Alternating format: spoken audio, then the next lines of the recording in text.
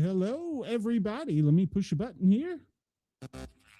Broadcasting across Australia on Dare Media Group radio stations, this is the Sportcat Show, uncovering secret chapters, strange encounters, and the occasional technical mishap. Always a technical mishap. Hello, everybody, and welcome. We are live on Dare Talk Radio and Radio X Country, and overnight in not in Australia, in Nashville, WRFN, Radio Free Nashville, and WZQR, Pine Island, Florida. Welcome, everybody. We have a great show lined up for us tonight. We are going to be talking disc golf with one of the best players in the league, Scott Stokely. So let me bring out my beautiful and wonderful sidekick. Hello, JM. How are you? I'm doing well. Oh, hold on here. I have a personal request. Good night, Squirt. I hope that you sleep tight. So there we go. There we go. Stokely is life. So he's not backstage yet. So hopefully he'll be here in a minute. Hello, Chris. Welcome. So and he says hello to you. So JM. Well, hello, Chris. How the heck are you, JM? I'm it's not bad here now. I mean, a couple weeks ago we were freezing. Now we're wondering if we're going to get any snow left for the rest of the winter. Yeah, you keep sending that cold air down here. I don't want it. No. Yeah, I'm sorry.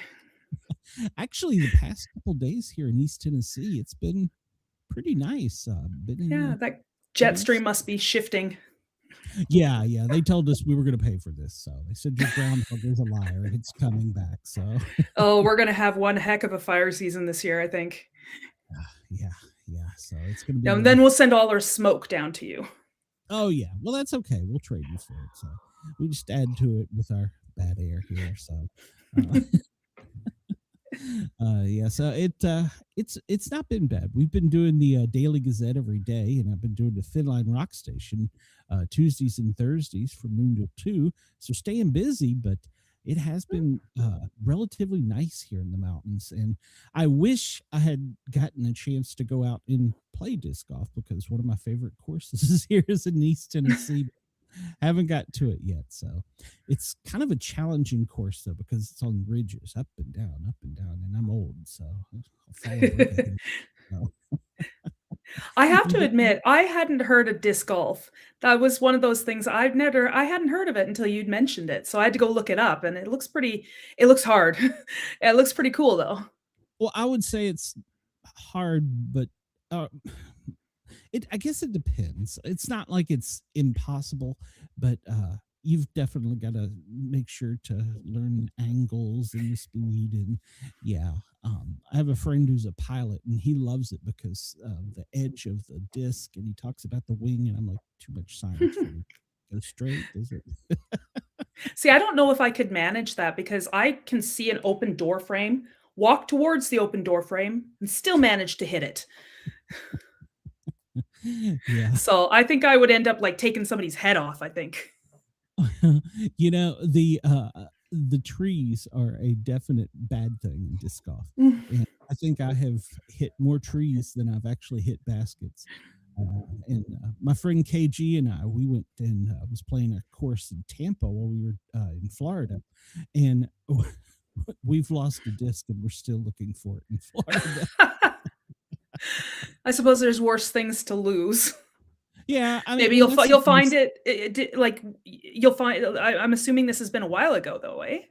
Last summer before. So. Oh yeah, so somebody will find it. Their dog will bring it home or something. And that's the nice thing about disc golf, because I have actually lost discs on the course, and somebody will call you and be like, "Hey, I found your disc when I was looking for mine." And nice. And a lot of courses have like a lost and found box they'll put it in. Oh, that's nice. Yeah. If there's a good honor system and people are honest, then you never have to worry about losing stuff. But it's just, unfortunately, there's not a lot of honest people out there. We're kind of becoming a little bit more of a rarity, I think. Okay. Well, let me reply, because I just got a message from Scott's agent, and he said he's backstage, but I don't see him. Oh, no. No, Did he click on the wrong link? I don't know. Let me send him the link again, because sometimes it does that. Let me do this. I know I've had the same issue. Well, sometimes it does that. I don't know why. But Is that technical difficulties thing you were talking about, right? Yeah, and I'm so surprised we didn't have it last night with the aliens. Oh, knock on wood. Don't jinx us. Yeah. Be like the whole rest of this month we'll have technical difficulties. We got lucky, and I bought his book, by the way. I did too. So yeah, I can't wait to read that one. I haven't had a chance to start. Mine's arriving on Friday, so I'm finishing the book I'm reading now, and then I'm going to start it. Well, I have to buy a Kindle, or Mrs. Sportcat will shoot me. So just get a Kobo or a Kindle and like an ebook thing, and then she doesn't get to see how many books you actually have, and they're cheaper too. Yeah. So yeah, and I think I actually had some what do they call them, Kindle points or something. So when I bought his, I think it was only like $10 to start with, so it wasn't that bad. So yeah. Chris was talking about good weather. I was like talking about a no-hitter in baseball. It ruins it. I have no comment. Yeah, Chris, where are you at? It's been cold, so yeah. Chris is up closer to you, so. But I sent the link again. Hopefully he can go out and come back in. Sometimes it does that. I don't know why. I can't. I wish I could say, but sometimes you just have to go out and come back in. And I'm convinced there's little gremlins. Yeah. Yeah. I have. Well, there's a group of us that have a ongoing chat. People that have live shows, and somebody was talking about their show tonight. I'm sorry, last night in a different format. I think they were using StreamYard. Maybe whatever they weren't using this one, and they were like, it wouldn't show me on the screen, but you could hear me. It's never done this. So, goodness. So, and then a few weeks ago we had I think you were here when we had the police officer from Virginia. Yep. That was having and then that was because the Verizon internet's whatever, and they wouldn't even keep her signal or her whatever you want to call it, signal. They wouldn't keep it. I couldn't download. I had to download it off YouTube. All right, here is. Let me bring Scott out here. So he looks. Hey, Scott. Hey, Scott, what's up, man? How you guys doing? Why do you look like you're in a van down by the river, Scott? So. Hold on. I want this light on though. Sorry. There we go. What's up, you guys? I was sitting in what I thought was the green room for the little bit, and the link wasn't working. It kept saying waiting, but then I was watching you live, realizing you weren't seeing me. But we found a different link that worked. Okay. All right. So my apologies. No, I've had the exact same issue happen to me, so don't worry. I believe you. The strangest thing is, with the fact that the entire world operates on Zoom and like live meetings and live podcasts, and they like every fifth time it doesn't work right. It's so bizarre. Like they haven't just nailed this thing down. Yeah. Now, I don't know if you heard me talking, but another show host and I were talking about their show. Everything works perfectly, but last night she couldn't come on the screen. She could see everything. She could talk. Right. So sometimes it happens. So bizarre. It'd be too easy. That's my saying, my mantra. It'd be too easy otherwise. Correct. And let me get this out of the way. I usually do a better job than this, but Scott, this is Jen, JM. She's an author, lives up in Canada. Of course, you know who I am. Hello. Scott is a disc golf legend, and he's an author and a teacher and a world record holder and a Guinness World Record holder. So I'm trying to get your head really big, Scott. Well, then you forgot devilishly handsome. Well, I was going to let Jen do that part. Okay. There you go. So how the heck are you, sir? I am doing good, and I know it seems like an unusual setting for this. I've been on the road for about 6 years, and so everything I do is either at a hotel or at a site or between sites, but it's always a different place. So I just finished running an event this afternoon in Huntsville, but I have to be in Augusta, Georgia, 6 hours away this evening. So the only way to do this was to pull over and relax in a nice parking lot. I've gotten very good at finding parking lots and with like really good lighting that actually provide front lighting, like 3-point lighting. But so but that's the reason for the weird setting. Hey, if you're in Atlanta and a guy comes up and spits on your window and tries to clean it, just give me a holler. So I don't stop in Atlanta. Smart move. Yeah, I mean, I don't make a habit of stopping either, but for me, it's probably just not safe. Yeah.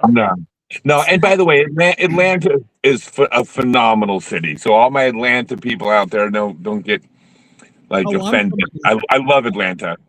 I'm from Atlanta. I was a paramedic firefighter there for years, so I'm allowed to take the cheap shots. So yeah, the dirty underbelly. So I can make that joke. I have a friend from Atlanta. Nice. And well, every city has their underbelly, has their you don't go there after dark kind of area. Yeah. No, I'm at Mom's in Knoxville now, and I worked here as a paramedic. I can tell you all about it here too. So. They all have them. So you were playing today? No, not playing. I mean, I'm in a different city every day running events. Okay. So I've probably run, I don't know, 45 events in the last 50 days. They were California. It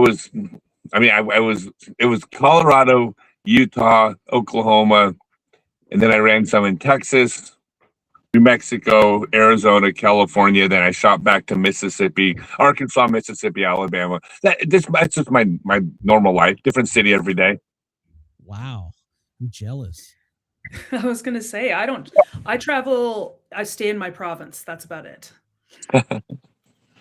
Yeah, no, me and my girlfriend are full-time nomads. We live on the road. We will never have a home. We're never going to ever. We're never going to have a place we live, and we stay in hotels every single night and prefer it that way. So I think that's what my son wants to do. He says, "Mom, me and my best friend, we're going to get a van and we're going to live in our van all the time, and we're going to come to your house and we're going to plug it in." And I'm just, yeah. But you know what? I've seen people do that. It must be fun. It's freeing. So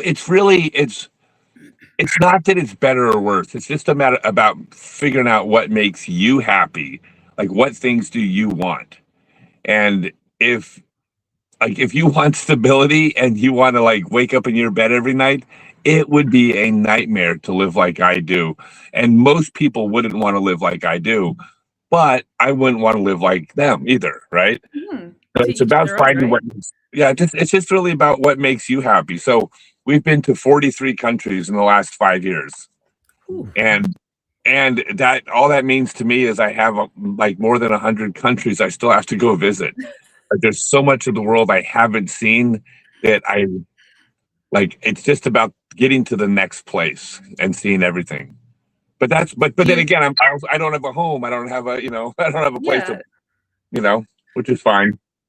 But do you go for work or do you go for fun to travel?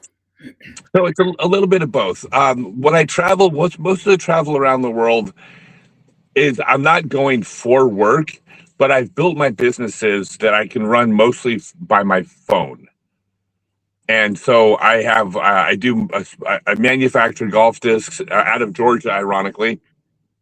And I have a partner that does manufacturing, warehousing, distribution, shipping. I handle marketing, branding, promotion, social media, team building, sales, which I can do all from the road. So I can be in Cambodia and make sales calls, and I can be in Cambodia and have meetings with, retail stores or chains, right? So I can do all those things from anywhere. So I'm working from everywhere, but I'm not going there for work. Mm-hmm. You know what? I bet I've heard of a lot of people actually that I've talked to now that are working remotely, and they said too they can go on vacation or they can go wherever they want and put in a day's work and then go to the beach or wherever they want to go. It sounds, it's like as long as you've got an email or sorry, internet and a cell phone connection, you can be anywhere. It sounds like our world is kind of shifting in that direction. Yeah, so the term what most people use for what they do is called digital nomads. And what they're really doing is they're most of them aren't really traveling as much as they're just living in a different location for 3 months, 6 months, a year. I mean, there's nothing wrong with that, right? They go to Barcelona and immerse themselves in the life of in Barcelona for a year. The language, the culture, they make friends and like they just live there. So then they have their weekends free, and then they have their evenings free, just like you do in your daily life. You have evenings free to spend time with friends or go to the movies, and that's really what they're doing. It's not. It's the term digital nomad though. They're not really nomads, right? They're just living in a different place that happens to be in a different country for shorter periods of time. Where like what we do is we are actually nomadic. I mean, we don't have a home base. We don't have a storage unit. We don't own a single thing that can't fit into 2 suitcases in this world. If you don't got work stuff, like I got a whole van full of like merchandise because I show up and I distribute products at stores and do shows and run events. But if you take away the work stuff, me and my girl, 2 suitcases is every single thing we own. We don't even own a box of stuff at our parents' house somewhere. And we just, when we go, we just pack up and go. When we leave the country, like we don't buy plane tickets till the day we're at the airport. Like we're just, where are we going to go next? But every day I got to be on the phone working. So no matter where I am, I'm still employed. Well, I employ myself, but I'm still working every single day like everyone else. It's just, I just don't know what country I'll be in next week. That's incredible. That's kind of very liberating. It's a bizarre world. It's odd. It's not for everybody, but it is exactly what I built my business so I could live like this. I mean, my business started with the idea, what would make me happy? Well, what would make me happy is seeing the world. Okay, well, that's my goal, see the world. And then from there, how can I make that happen? It wasn't that I had a job and then said, well, what can I do with my free time? It was the other way around. I built my life around the travel. I like it. It. I don't think I could manage that with just my kids. Just my life doesn't accommodate that, but my kids would drive me nuts. I mean, their Pokemon cards alone would be like 3 giant tubs. Their Legos, don't even get me started on those. I think I'd need like several semi trucks to carry their stuff. I mean, there are people that travel with kids, probably not the way we do, but there are people that do digital nomading with kids.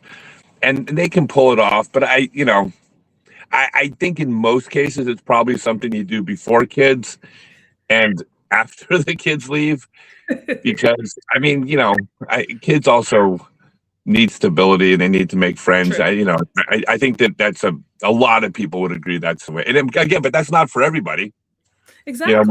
My girlfriend actually homeschooled her kid. She was a nomad before we met, so she actually homeschooled her kid on the road for 7 years, traveling all over. And he ended up getting into an advanced pre-med program at 16 years old. Oh, nice. So so he turned out just fine. But there's pros and cons, right? Yeah. Let me jump into comments here real quick. Cool Banana Boy says, Scott's a legend and a really great guy to meet in person. I met him once in San Antonio and was so happy. You got fans. So there you go. I know I do, while I simultaneously hate the word. Like I've never used the word fan once in my social media. Well, I just feel like for me that if I use the word fans for the people that I meet, then I feel like I'm elevating myself above them, which I don't like. Although that is exactly the word I use when I'm talking to other players about their fans, because that's what they are. They're fans. And I'm a fan of other athletes and I'm a fan of other famous people. But I just don't like, it just doesn't feel right when I put it on. I get it. One of the places we're really popular is Australia, and we're live in Australia right now. So if you have any fans there, and they send me the numbers, and I'm like, why are that many people even listening to me? It's hard to put in my head why. And the station manager's like, because we like you. So. We loved Australia. Go ahead. I was gonna say that's a good thing. Take it as a compliment. Yeah. No, we spent 6 weeks in Australia, and then we went to Tasmania for a few weeks, which was Australia, but we were on the mainland on the East Coast and then Tassie, and we had a great time there. And we like everywhere. Like everywhere is like every place is awesome, and every place has things about it that are kind of awful, and everywhere you go, there's things that are absurd. There's no place that just isn't everything if you look for it. I mean, there's only a few. I mean, there are some places where there's nothing really bad. We've never found anything bad in Japan or Malaysia. Like there's some places where we're like, yeah, most everything's good, but most places it runs the full gamut of experiences. Now, do you rent a car and drive when you're out of the country? So it depends. Every country is different. In Australia and New Zealand, we rented a vehicle because it's so big and there's so much ground to cover. So we have to do that. When you go to Japan, it's the public transportation is way better than any vehicle you could ever drive. I mean, the trains, the Shinkansen, the bullet trains, and then the buses and the subways. Most of Southeast Asia, for example, they have something called Grab, which is just like Uber, but it's all over Southeast Asia. It's basically Uber. It's just as efficient. The cars are just as clean. The difference is that you can get across town for like 75 cents. Oh, wow. Nice. So there's literally no reason to rent a car in Thailand, for example. Like it's just no benefit to it. But although there are countries where we rent scooters, like there's a scooter culture. You go to Vietnam or you go to Indonesia, like it's Philippines, like it's insane being on a scooter because the way they traffic laws are suggestions. They're not laws. It's wild out there. So it's kind of like, I don't know. So my girlfriend, she always hops on the back of the scooter with me, and she says it's kind of like being immersed in a video game. So she enjoys it, and she just sits back and just goes. So yeah, so really it depends, where you are. It's country by country.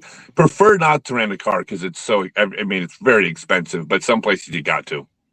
And when you're traveling, do you play disc golf at every place? So yeah, so I've taught disc golf. I've taught disc golf classes in 26 countries. And then a number of other countries. I mean, I've competed all over the world.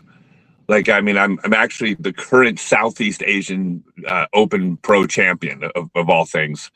And I just went to Japan. I finished second place at the World Club Guts Championships, which is another Frisbee game. I won the Japan Disc Golf Championships. So I'm competing everywhere I go. But it's not really my priority when we travel to those places.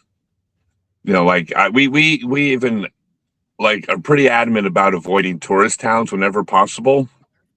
Like if we're in Pisa, we're going to go see the Leaning Tower of Pisa, because we're not going to avoid it to be some like some hipster who doesn't go to see the famous tourist trap. Like we'll go see the Eiffel Tower. Of course, but the majority of our time we try to avoid the places where the tourists are because that's where the real experiences are. So, but the point being is that disc golf tends to center around, in most of those countries, it's a lot of Westerners that come out, and then I'm hanging out with the same people I hang out with in the U.S., which is not why I'm in Malaysia. I want to be, with Malaysians, not Americans playing Frisbee golf. Nothing against my Americans who disc golf, but when I'm traveling, that's not who I'm there for. I get it. I know when I was a flight paramedic and we flew for 2 weeks out of every month, I was like you, different town every night flying around as a flight paramedic. And anytime I could get in a game, I would get the hotel to take me to a course if we got there early enough. If we could at 8 at night. No, I'm not going to, but yeah. And if we could do it, so I tried to whenever I went, and that allowed me to play in more. I played in Colorado, California, places I would have never gotten to play in.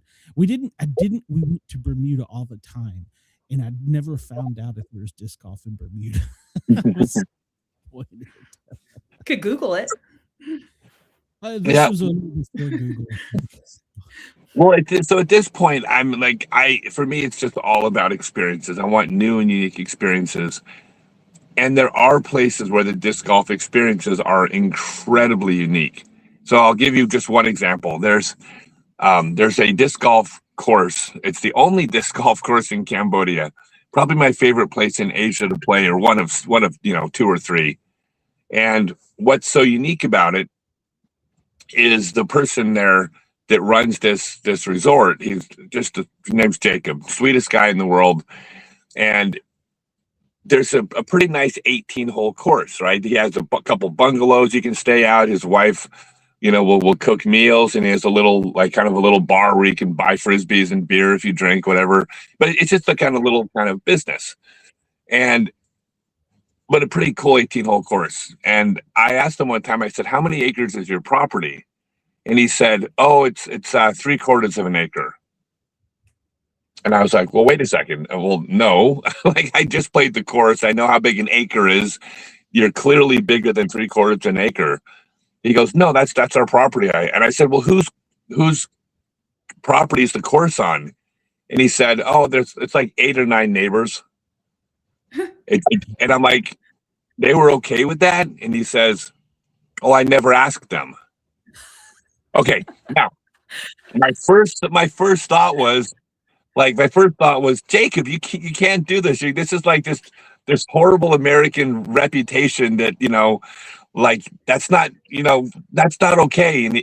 But he stopped me. He says, no. My wife, who's Cambodian, explained to him the neighbors would not even understand the question. This is just land. The idea that you don't use the land that's available to you is absurd. Of course you can use the land. What are you going to do? Just own a house and let your property just sit there without anybody using it? That would make no sense. So he didn't need to ask, because that's just not how things work there. There's land available. So you still show the basic respect of not putting a disc golf next door or right next to a rice paddy where you might damage people's food. You don't put the basket right next to someone's house where you might break their window. But other than that, you're just supposed to use the land. So this land is going through 8 or 9 people's properties. Now, most of the houses in Cambodia are 3, 4, 5 generation houses. They've got 4, 5, 6 kids living in that house, which means there are 50 or 60 kids just on the property where the disc golf course is alone who live on the property. They all disc golf. They all disc golf. A lot of them, some of them wear shoes. Some of them don't wear shoes by choice. Some of them don't wear shoes because they don't have shoes. And there's just dozens of children playing disc golf, Cambodian children, every single day out there. They love to play. They follow you around if you're playing. They want to talk to you and hang out with you. We've become friends with some of them. They will, if you throw your disc in a thorn bush, they'll go in the thorn bush and get it for you. They'll climb trees to get your disc for you. And, usually you give them $1 or something, some amount of money for climbing a tree, which is what their dad's making an hour laying concrete, about $1 an hour. So that's pretty good pay for a 7-year-old Cambodian kid. And it's just the most incredible experience you've ever had, because these kids, they don't know that they're poor because they're too busy being happy and being kids. They're just having a blast. They're all in the good mood. They all just beat up on each other like little boys do. They just, they make fun of each other, and they run around and play disc golf. Now, one of the most unique things about this is Jacob's tried to give them discs, because he gives them all their frisbees for free. He lets them all play for free, obviously. And the kids won't even write their names on the bottoms of the discs. The reason why is they would never consider taking these discs home with them. Because if you take your golf discs home with you, what happens if someone else shows up that needs discs? That just makes no sense. Why would I take discs home? How's anybody going to use my discs if they're sitting in my bedroom? Well, they don't have their own bedroom probably, right? But so all they do is they leave them on the course. And then when they come back, they grab whatever discs are available because it's communal. Like everybody just shares what's available.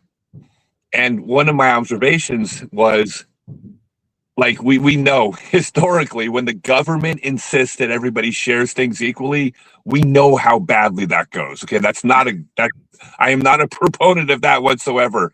However, when a community does it simply out of necessity, because that's what you need to do, meaning if I have a bike, now my neighbors have a bike. It's a beautiful thing. So this is just an experience you're not going to find. I wouldn't say anywhere in the world. I've never played in Africa or some of these places like that, but it's a very unique experience to me because it's of these children and the culture on this disc golf course. I mean, there's nothing like it in the world. See, I can't even get my kids to share candy. I didn't say they share. I didn't say they shared their candy. My kids share a bedroom and they fight every night. I can't imagine like these kids that probably don't even have their own bedroom. No. So there's 3 or 4 generations in a house. The reason why is there's no social security. There's no safety net. Like your social security is your children take care of you. So you, someone says I came in at a weird time. What are we talking about? No. So what's you have to, because it's multi-generational. When you get older, you need the younger people to take care of you. So therefore, when you're younger, you take care of the older people because you need your culture, your family to take care of you someday. That's your safety net. It's required. So the idea of that's just the way things are. I married into a Chinese family. So they kind of have a lot of the same mindset. We have 4 generations living in our household, and so I knew that the family was important, so I expected it and such. But I feel that it's nice, to have those family members that can teach the younger people too. And I think it's good for younger people to learn that older people need help, and you should be able to help them. Yeah, well, I think it's one of those. It all depends on the family. I think if the right family lives with you, that's probably pretty awesome. If you come from a crappy family, it would be a nightmare. So I think it's on a case by case basis. But out of necessity over there, there's not an option. It's just how things are. There's always that one mother-in-law. So, well, it's there's a language barrier. So, but I still, it's not too bad. I guess I was lucky. Well, so the other thing is that this is when you travel, especially around the world to different places, you get to see what actual poverty is, not American poverty, like where you have a cell phone and more calories than you need poverty, but like real poverty. Mm-hmm. Unfortunately, just this last year, the best Cambodian disc golf player, native Cambodian disc golfer, died. He's a kid who died of dengue fever, which is curable. The reason why he died was because the family, when he got sick, could not take him to a doctor. Now, had they gone to Jacob and said, we need a doctor, our kid's very, very sick, Jacob would have absolutely stepped in and helped them. But they never asked. For them, the doctor wasn't an option. Sick child, keep him warm, try to give him water, and pray. Yeah. And it's like, that doesn't happen here. Like, you don't have to die of dengue fever. And unfortunately, that's reality there. So it gives you a different perspective on life being around that, for sure.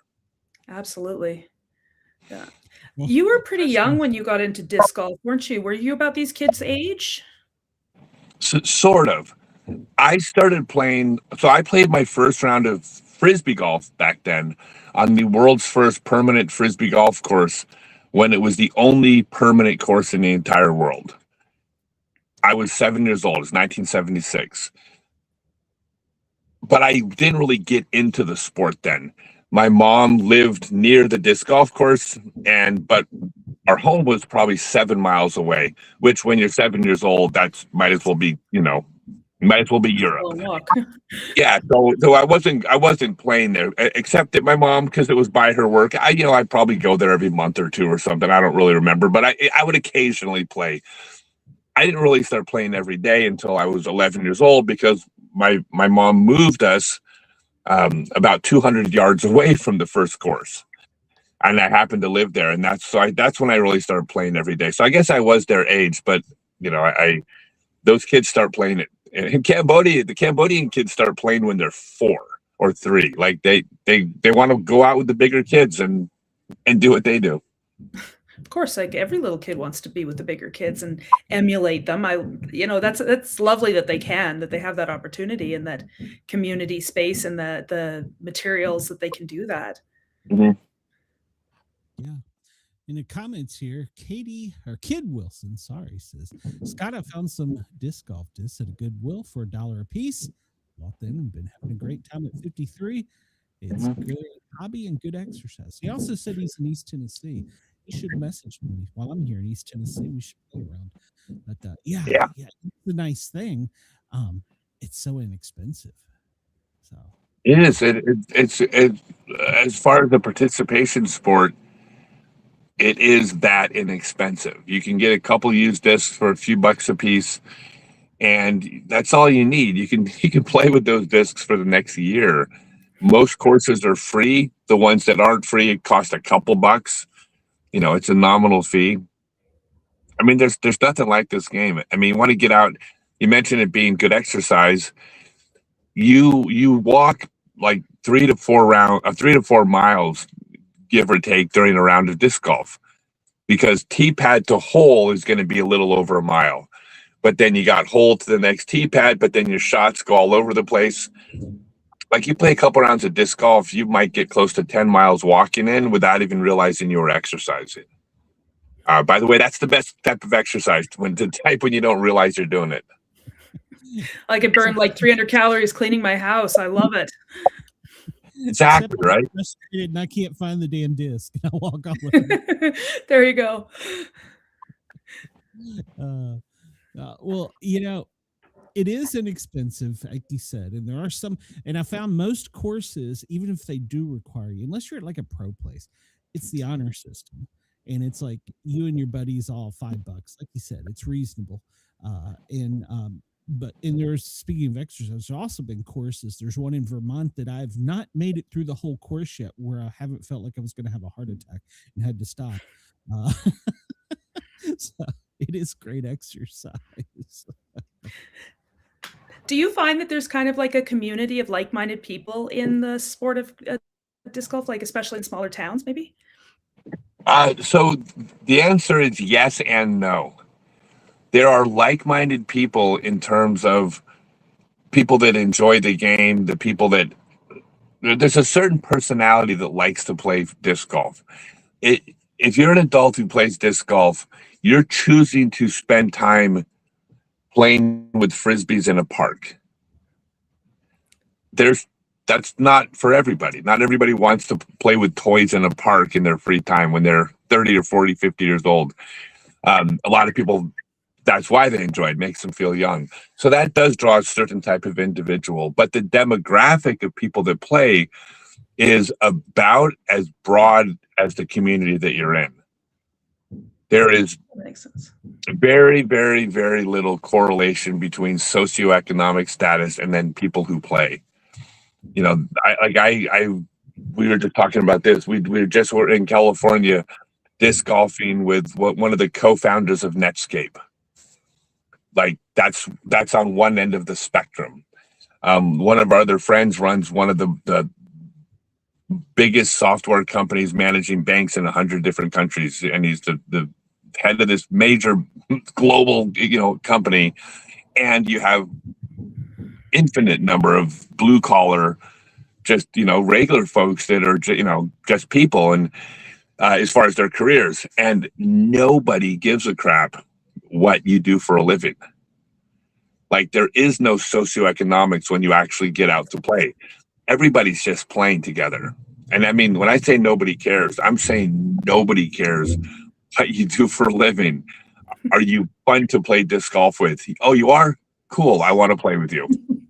It's like that camaraderie, you're doing something that you both like. Yeah. Well, so this is, I know this, and I can speak for men. The way the male hierarchy works is we have a hierarchy of competence, right? It's based on our status is based on how well, how smart, how strong, how good you are at something. This is how men rank one another. All men do this in all things. If you're in the military, you have ranks. If you're in corporate America, you have a management structure. If you're a jiu-jitsu class, you know who the black belts are. But the thing about us guys is we don't have one hierarchy that just is a blanket thing that applies to this whole group of people.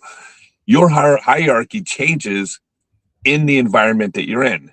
So I could be with one of the co-founders of Netscape, who in the corporate world is leagues ahead of me in this male hierarchy.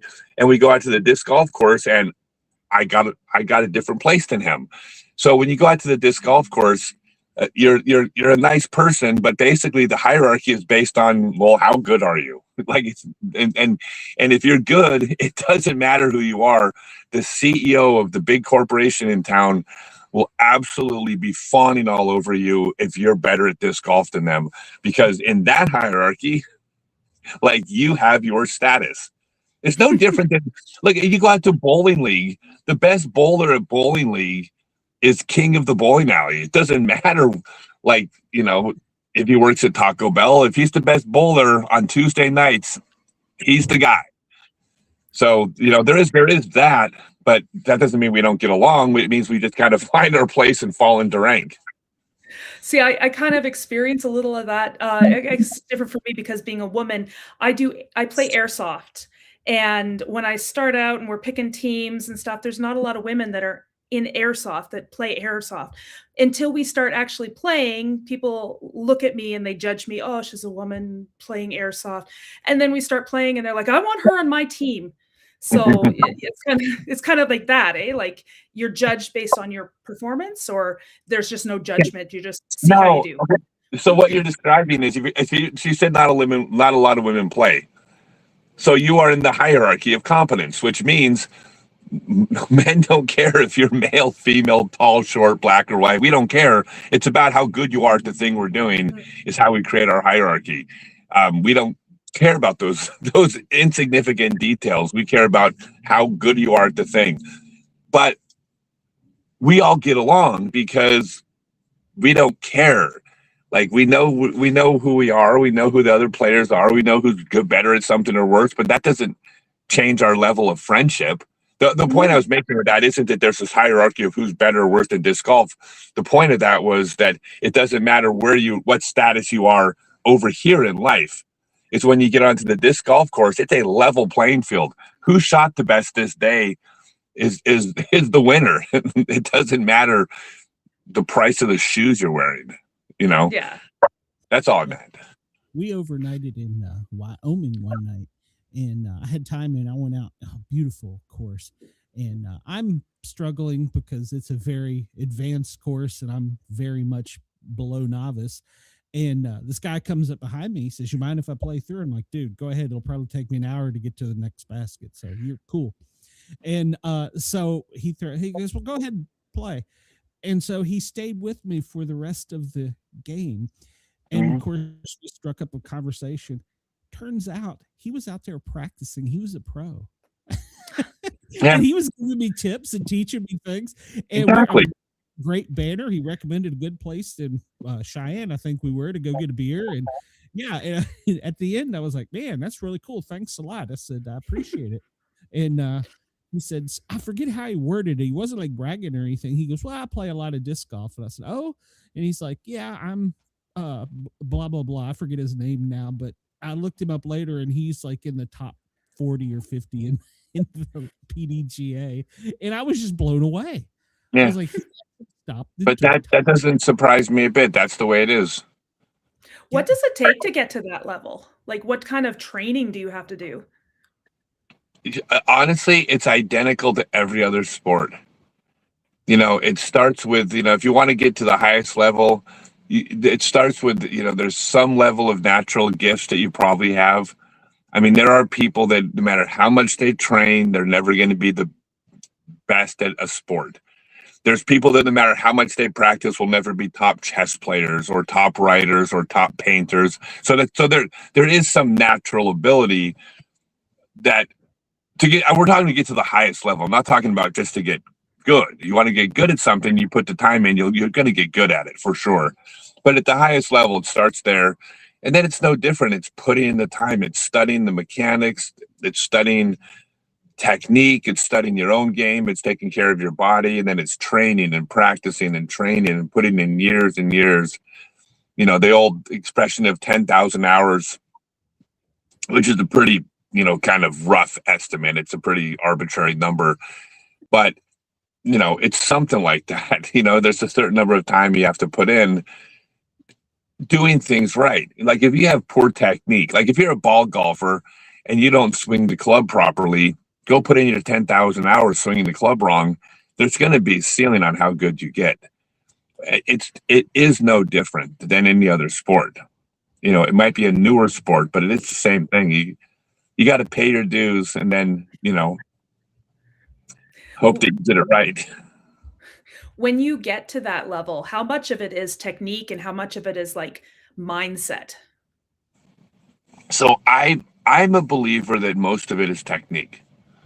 And I know that this is one of those things that people debate. How much does the mental game play a part? How much does the physical game, technique and strength and training? Like there's always, those are just, what are you going to call them? Coffee table discussions. I personally am a believer that in sports, it is far more about mechanics and training than mental. And the reason I say this, because by the way, this people are watching are probably already clicking away thinking that I'm an idiot by saying the mental game's less important, because all the commentators will tell you it's so important. But when I look at professional sports, I fail to see a pattern of the psychology that leads to success. Like, is it because, you got to be calm under pressure, except for all of those great athletes who get angry under pressure. You got to be confident. Well, okay, except for all those UFC fighters that are throwing up before fights because they're scared. Like, you got to be, you got to stay in the moment, except for the people that are still bitching about the bad call last week. Where's the pattern from mental game? Like, I don't really see it.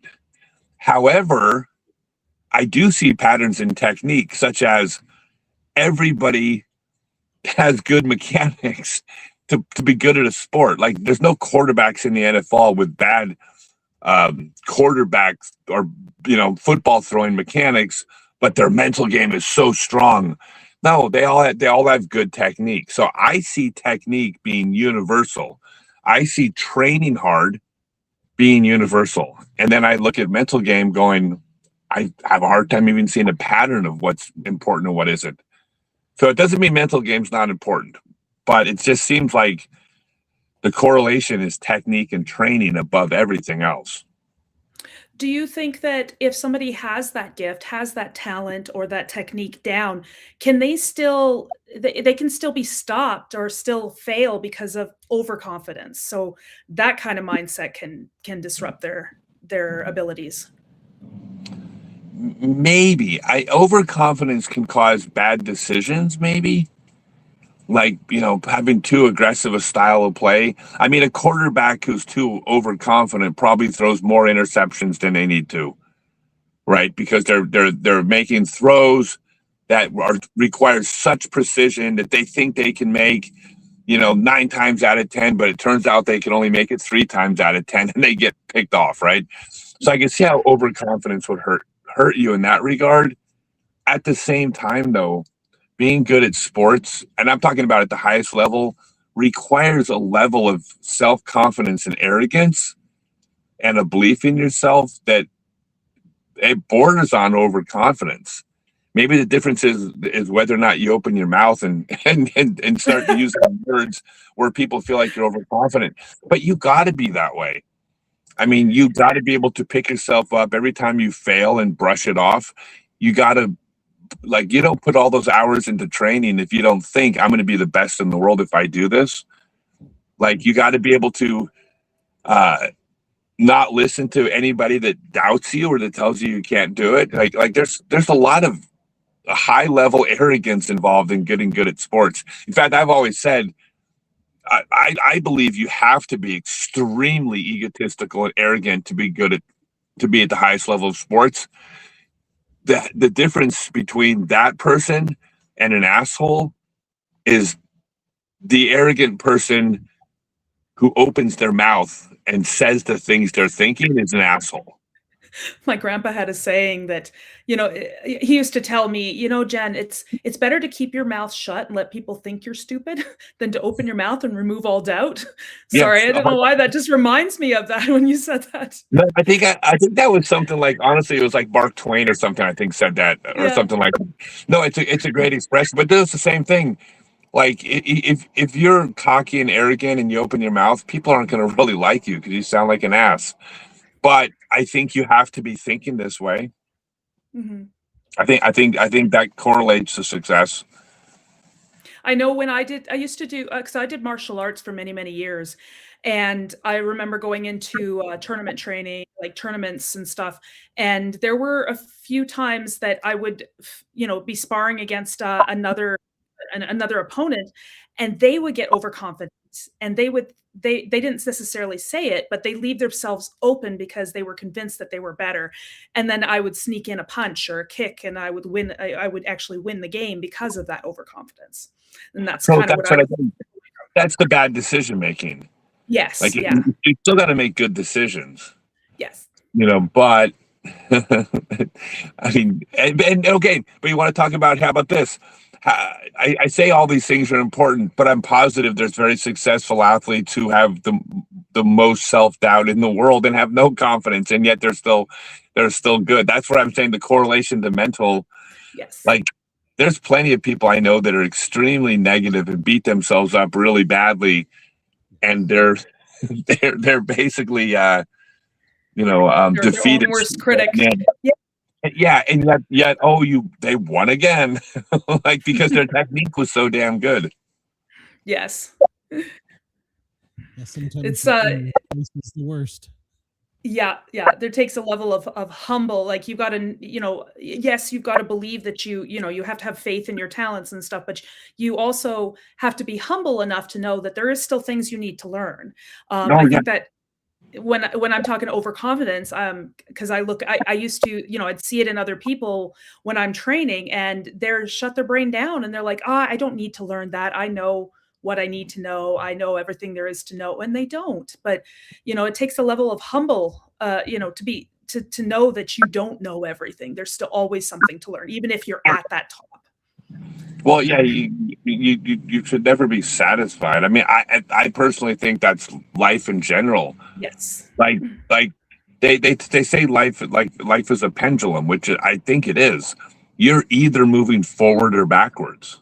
Mm-hmm. I don't think many people stay stagnant.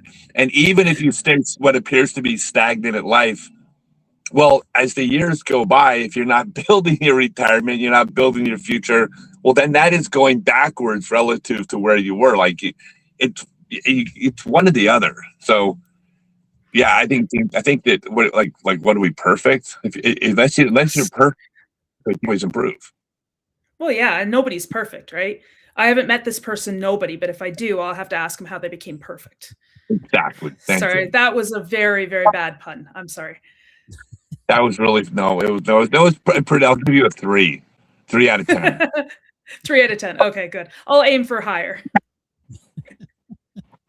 Well, Scott, when you were playing and you were focusing on your career as a player, at what point did you decide you wanted to give back to the community? So I've been doing this for most of my career. I started when I went on tour in '93, and by '95 or '96, I was doing throwing clinics all over the country.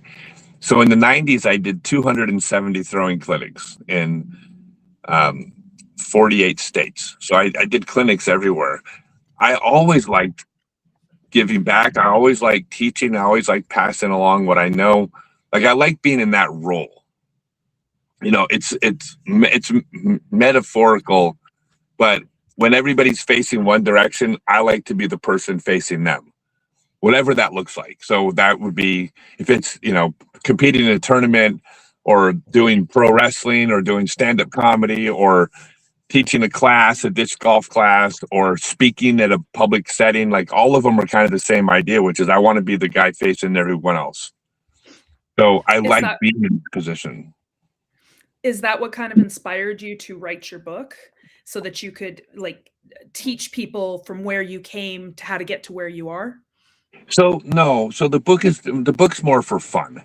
I mean, as far as there's not a lot of, well, I mean, it's a little bit, but it's mostly, so it's my first 25 years in the sport, which is also the first 25-year history of the sport told through my eyes.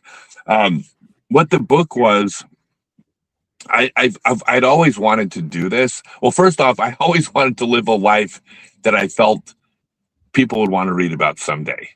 And by the way, that doesn't mean I've done everything right or that it's all gone well, but I've just done everything extremely full speed ahead, and I've succeeded and I've failed just as gloriously as I've succeeded. So, but both of those are interesting, I think, for the book.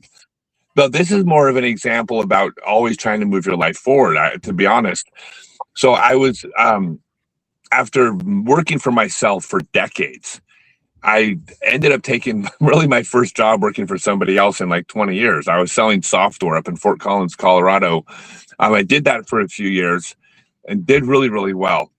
When I lost that job, I ended up getting a job in Denver, which is an hour commute each way.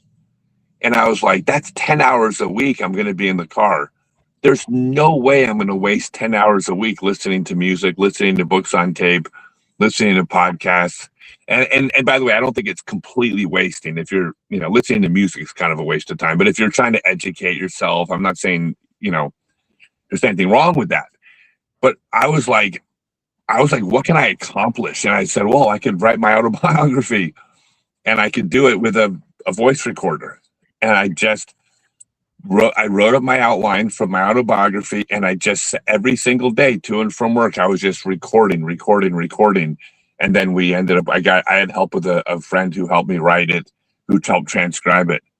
But so honestly, the book came about by me not wanting to spend 10 hours a week in my life, not moving forward. Like I had to do something. I wasn't going to just I can't even imagine at the end of, that's 40 hours a week. At the end of the year, I got 2,000 hours that I could have used to accomplish something, and I didn't do anything with it. That would have I would have not been happy with myself.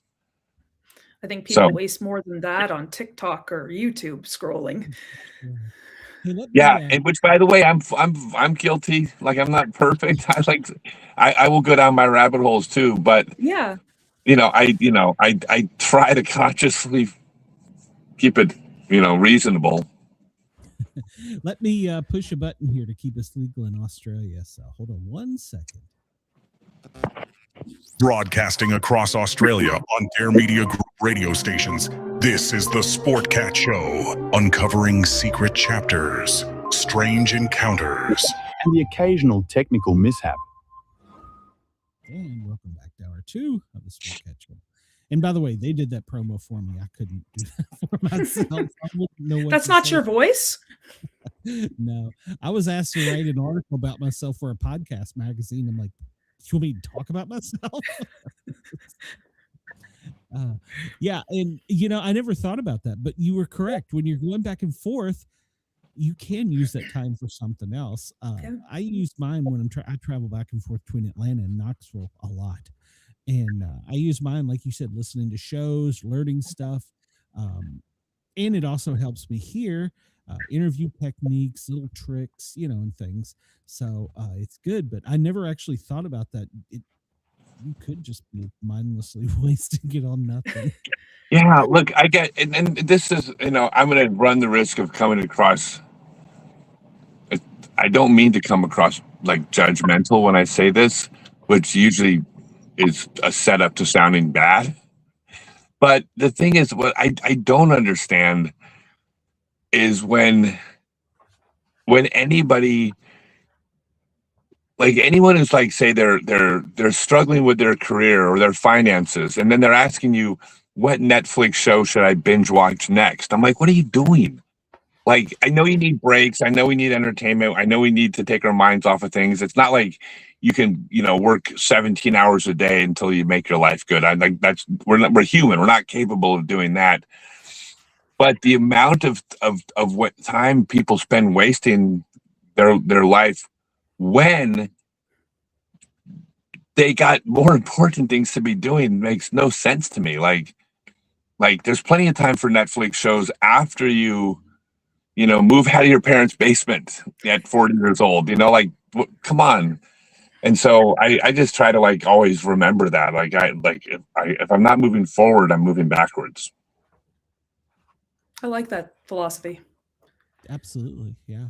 Did you have a role model that helped you come up with this, or did you go to school to be a psychologist? Because you're doing a really good job of it. No. So yes, I had a lot of mentors growing up. My dad died when I was 7. So the Oak Grove Gophers was the world's first Frisbee golf club, which was 98% men. And those men adopted me as a kid. And I learned, I got pieces of every single one of them. What I figured out is that I could get something from everybody. Like everybody had something to teach me. Now, by the way, I didn't figure this out when I was 14 or anything, like ridiculous like that. This is as I got older, I learned, but I was like, well, this person's very good at business. This person's very happy. This person has a good relationship. This person, doesn't get mad driving in traffic. This person, knows how to fight, whatever it is. Like I could learn from every single person. So I really learned from a lot of people. And that was, it's kind of like being selfish and looking out for yourself. Like, what can I get out of this relationship for me? And when you phrase it like that, you sound awful, but that's just having agency for yourself and your future and your life. Like, I'm not happy. Okay, well, you're not happy. Like, don't go to a damn shrink. Go to someone who's happy and be like, what do you do? Most people will give you information. And if it's not a good fit for you, go find someone else who's happy and ask them. Like, don't get your advice from people that aren't happy, or the people that are, I don't know. It just seems like that for thousands of years, this is the way the world worked. How did you learn? Well, you learn from people that had done it before you. That's what the word wisdom is, right? Like, okay, my grandfather is wise. What can I learn from him? But you know what? If grandpa has had 9 wives, don't go to grandpa for marriage advice, you dummy. Like, no. But if grandma and grandpa have a good relationship, then they both have something to teach you. Then you should probably go talk to them about it. This is actually, speaking of like TikTok and stuff, this is one of the weirdest things ever, is that there's so many people who are terrible at something giving advice on the internet. And then the amount of people that are subscribing to this advice from people who are terrible at the thing, like it's absurd. All you have to do is look at any number of those. Right now, if I ever make a video on how to work on a car, do not listen to my video because I don't know anything about cars. Same. If you listen to me, knowing full well that I don't know anything about cars, you're an idiot whose car needs to break down, because like, why would you listen to me? But that's not the culture. Within our culture where everybody has a voice, social media, YouTube channels, influence, like all of a sudden everybody can just be an expert at whatever they choose. but it's the free market. The free market is not voting and saying, well, I'm not tuning into you because you have nothing to offer. Instead, the market's like, ooh, that sounds good. I'm going to listen to that person tell me about dating advice. You know, I've been single for the last 16 years, and I can't get a relationship to last more than 3 weeks. But here's what I've learned about dating. It's like, what are you doing? Don't listen to that person. Unless you want to be single, then listen to them. Yeah, but if you have a grandma and grandpa that have 50 years and happy, not only because there's a lot of people that have been married 50 years that are miserable. Don't listen to them. But the happy people, they're out there. Yep. Kid Wilson wants to know real quick. Can you ask Scott how he survives let me try talking. Can you ask Scott how he survives financially, considering disc golf is not a lucrative sport? Sure, absolutely. So disc golf is about a $500 million industry. So somewhere in the vicinity of $500 million a year changes hands. Most of it involved in purchasing golf discs, purchasing from retailers, and the retailers purchasing from manufacturers. That's probably 3/4 of the industry, but that's not the whole industry. But it is a massive, massive $500 million industry. There is plenty of money out there in running events, teaching classes, making appearances, doing social media content, representing brands, being sponsored. So there are so many different ways out there a player can make money. So for example, I ran an event tonight. This was my event in Huntsville. I had 24 people come out to the event. So I charged $49 a person. So whatever that is, it's $1,250 to come out to do the teaching event. And I sold another $300 or $400 worth of stuff. So it was like a $1,600 day. Now, that's not profit, right? I got my hotel, I got the lease on my vehicle, I've got my insurance, I had to purchase the disc that went out there, right? So this is not FU money or anything like that. And I also have to pay for the days I don't work, because the reality is I can't do this. I said I've done like 40 out of the last 45 days or something like that. But I will have some breaks coming up because it's not sustainable. Well, I have to be able to survive those days as well. That costs money. So it's not that I'm just completely balling with that money, but I'm not, I'm comfortable. I make a good living. And, I got 30 years into teaching. So, I better make a decent living at teaching. Seems how I've dedicated my whole life to it. So. And of course, I also manufacture golf discs. If you go to StokelyDiscs.com, we have 7 original models out that we manufacture. I also purchased a company called Ching Discs, which we have 2 models of Ching discs out. They have 8 original molds we bought. 2 of them have been released, and the other 6 will be released over the next 3 years. We're just paging them about once every 6 months. So. It's working. I'll take it one more step further too. Most Olympic athletes, the vast majority, most of those Olympic athletes never make $1 in prize money or salary playing the sport that they played. Yet every single person who's ever been good enough at a sport to make it to the Olympics can make a living in their sport. They can teach, they can run camps, they can endorse products, they can build a brand around themselves, they can become an expert, they can be a consultant, they can work for a company manufacturing goods within their sport. So by the time you get to that level, I didn't make $1, I didn't make $1 as a professional bobsledder. But if you made it to the Olympics, you can work in the bobsledding industry and you can do fine, for sure. Like you have credibility. You have major credibility. Absolutely, you earned it too. So yeah, you had to. Speaking of the Olympics, is disc golf? Do you think it'll ever be a sport in the Olympics? So that people have been talking about that for years. The thing about disc golf is it's no longer a fringe sport. Okay, so if you just talk about, okay, like when you compare disc golf to ball golf, and apples and oranges, right? They're two radically different games. They're based on the same fundamental principle of how many times it take to do a thing. Whoever can do it in the fewest amount of times wins. And the rules are the same, but culturally there's a lot of things obviously different.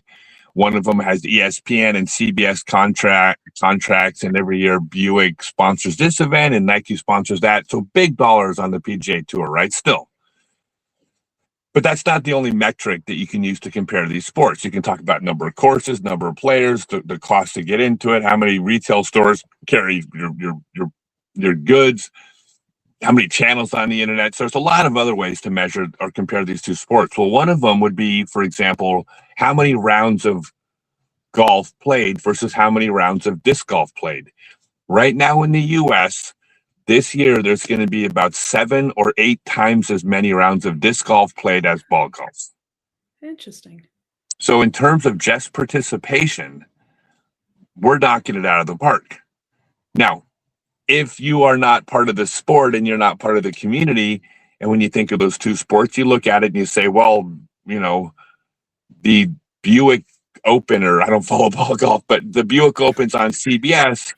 I don't see disc golf anymore. It sure seems like ball golf is bigger. And it is. The PGA Tour is bigger in terms of money and recognition. But in terms of the amount of rounds played, which is a valid metric, disc golf is bigger. And we are growing rapidly, and ball golf's struggling. And before I piss off anybody listening, ball golf is one of the all-time greatest sports in the history of man. Everybody in disc golf loves and respects where we came from, which was from ball golf. So this is not about us versus them or anything like that. I mean, the sport of golf is the greatest sport in the world. So this is not a knock on ball golf. It's just you're asking about when we're going to be in the Olympics. Well, how big do we have to be? Well, we're getting pretty damn big. You go to there's other countries out there. Like if you go to Estonia, so the multiple time world champion Kristen Tatar is the female multiple time world champion, and she's from Estonia. Well, when we were over in Helsinki, Finland, and we took a ferry over to Tallinn, Estonia, to play a tournament in Estonia, we get off the ferry.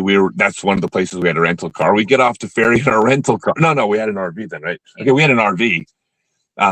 We get off the ferry in Tallinn, and as we're pulling out of the ferry parking lot, the very first thing we see when we enter Estonia is a giant billboard that says, "Welcome to Estonia, home." So it's not just a U.S. game. There's a lot of places where it's gotten big. So, of course, it'll be in the Olympics someday. But if it's not, I don't care. I mean, it would be great if it was, but it's not going to affect us.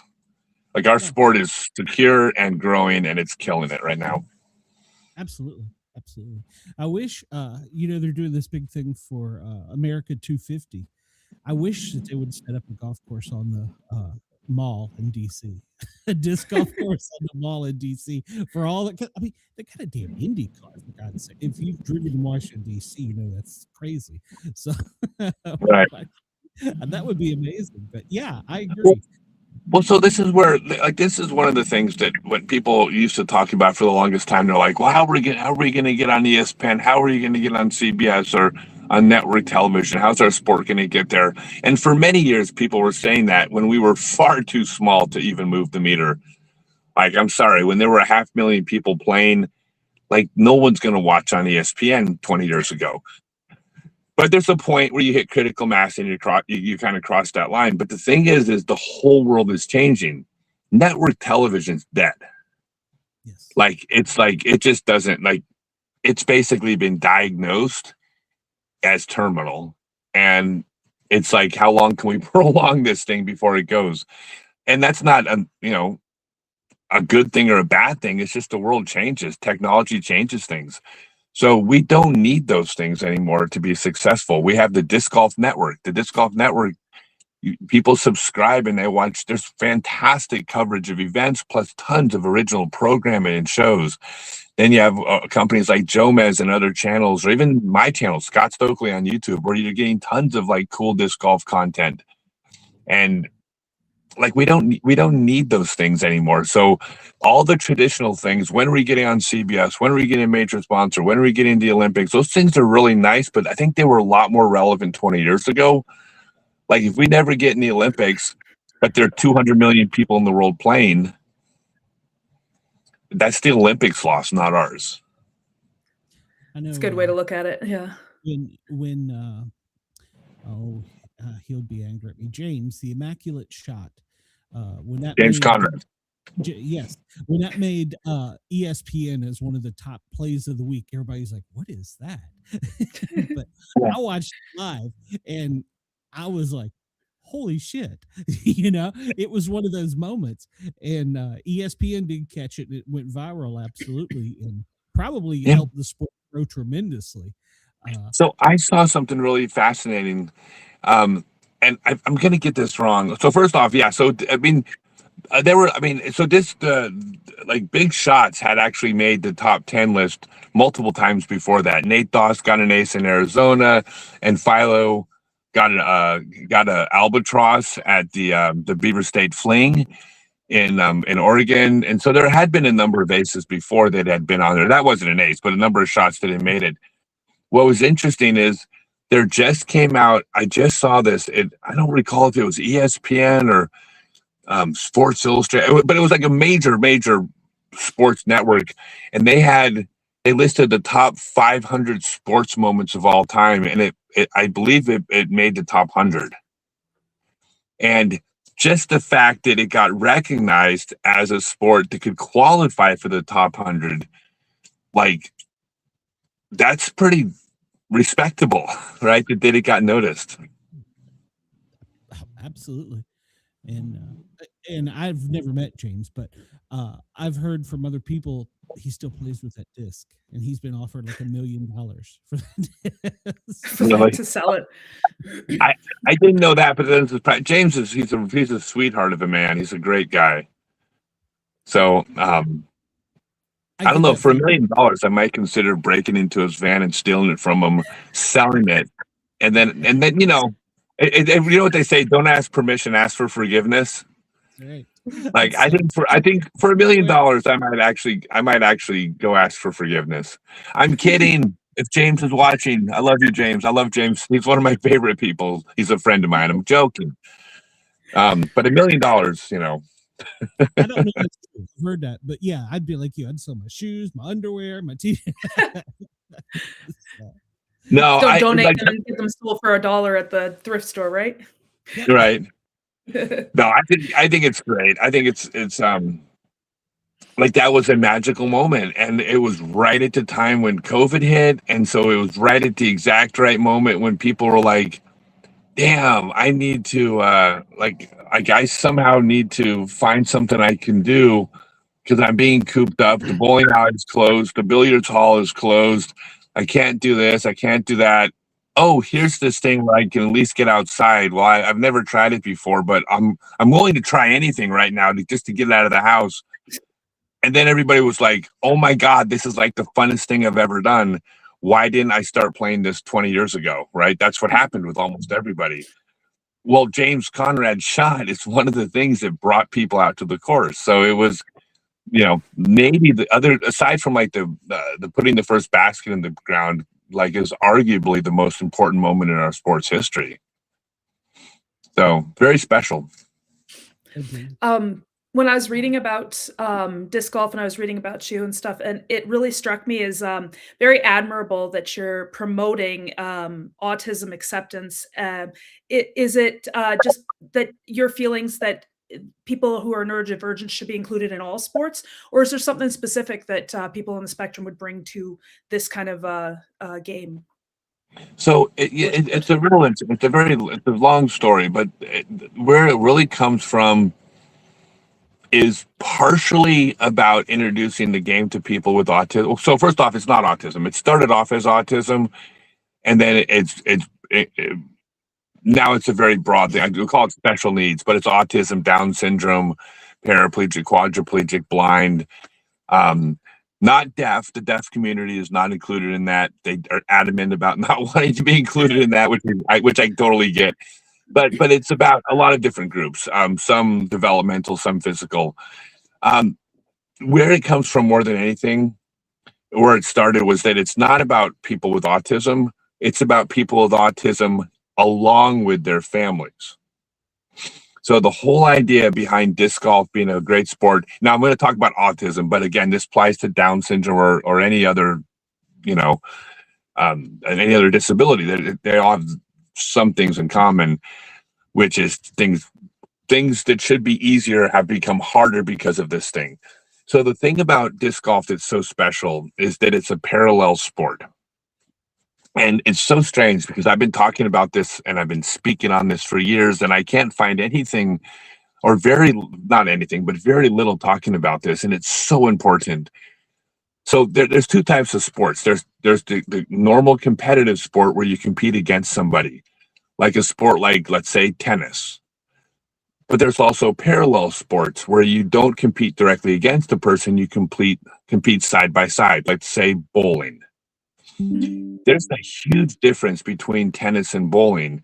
And the difference is when you play tennis with somebody with a disability, someone with special needs, like let's say an older brother goes out to play tennis with their kid brother with autism or Down syndrome or something. Okay, well, that older brother is getting exercise. He's getting to have fun. He's connecting with his brother. He's being a good person. He's helping teach. Like, he's doing a whole bunch of things. The one thing he's not doing is playing tennis, because he's not really playing the game. He's just accommodating for what this other player is able to do. He might have a fun day, but he's not having the fun of tennis, right? Mm-hmm. Now, take a parallel sport like bowling. If that same brother enjoys bowling and goes out with his kid brother with Down syndrome and they go bowling together, he gets to bowl exactly the same way he bowls at league, the same way he would bowl if he was with me by himself, because he's going against the pins, he's going against the lane, he's going against his average, his past scores. He's competing not against, but rather side by side. The difference so it's not like a competitive thing where you're relying on somebody else to be playing back and forth. It's something you can do sort of on your own.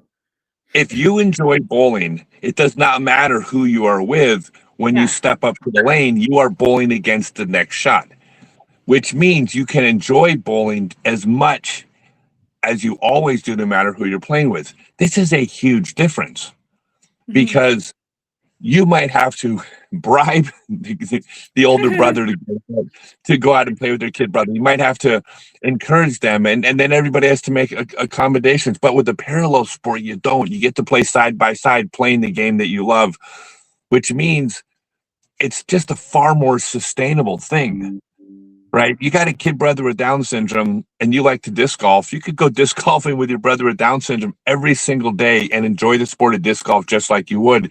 You would not have that same experience in a head-to-head competitive sport. That is a unique situation that makes a sport like disc golf so good for families with kids or family members with special needs, because a lot of the other parallel sports are really cool. But bowling costs money. Golf is just really freaking hard if you have special needs to play ball golf. So a lot of these other sports, they're great. They're wonderful sports. But here's this thing called disc golf where it's like, guess what? It doesn't cost any money. It's pretty easy to learn from the beginning. Even if you're terrible at it when you're new, you still have fun. It's free. It is the perfect family sport if you have special needs in your family. And everybody needs to know this. I want the whole world to know that this is the case, because you're a family of kids with special needs. Like, there's this place where you guys can find something as a family that you probably didn't even know existed. Now, there's a second reason, though, that this is so special for people with special needs. And I'm going to speak more directly about autism, although this would apply to everybody, but with autism especially, there is an isolation that happens within the autism community because of the unpredictability that often comes with a child with autism. The behavior can a lot of times make it a challenge to even, go to Denny's with your child with autism, because you don't know, like there's an unpredictability that sometimes comes with it. And you can't generalize with autism. So that doesn't mean every child with autism, but it's not uncommon. That unpredictability causes a level of anxiety for these families, often to a point where the family's choice is to isolate. We're just going to stay at home, or we're going to hang out with other families with kids with autism, or our family members who understand our child. But that's the only safe place. And next thing you know, these families are invisible. They're not out there in the world because they're isolating, understandably in some cases, because of this unpredictability. Well, guess what? The disc golf community, I can speak for every disc golf club on planet Earth, and I can speak for them and say, come out with your kid with autism. That kid's going to be welcome. It's just the nature of the people that play our sport. Like, you bring little Johnny out to the course with Johnny who has autism, and then Johnny has a meltdown because, a bug landed on him, and it just set him off. Nobody in the club's going to care. Nobody's going to want you to leave Johnny home next week. They're going to want you to bring Johnny. In fact, when you bring Johnny out, they're going to be like, hey, Johnny's going to shoot with us. You guys go play with their mom and dad. And mom and dad are like, wait, what? Like, that will happen in every single club. So here's this environment. It's a parallel sport families can do together. Then you immerse yourself with the club where you're going to be welcome. And everybody's going to go, that's Johnny. That's the way he acts sometimes, whatever. No one's going to care. Not in our sport. So that's kind of the whole idea. Yeah, it's very much like a cultural thing rather than a political thing. It's no political at all. It's completely cultural. Yeah. The culture of our sport is everybody's welcome. Nobody's going to have a problem with you being slower, having additional challenges. It's this weird thing about grown men and women who like playing with toys in a park, but that's just who we are. And so if the special needs community, the more they know this, the more they bring their family members out, they go, oh my God, here's this place where I'm welcome. Not welcome. I mean, people are excited to see my kid that I don't want to take to Denny's, but when you go to disc golf league, everybody's happy to see him and high fives him and they give him Frisbees. Like, so I just want everybody to know this so they can experience the same joy that I found. I'm going to have to look up and see if there's disc golf in our area here, because that's something that I'm sure that would be great for me and my kids. Yes, there's disc golf in your area. What town are you in? I live near Calgary, so I would imagine there is.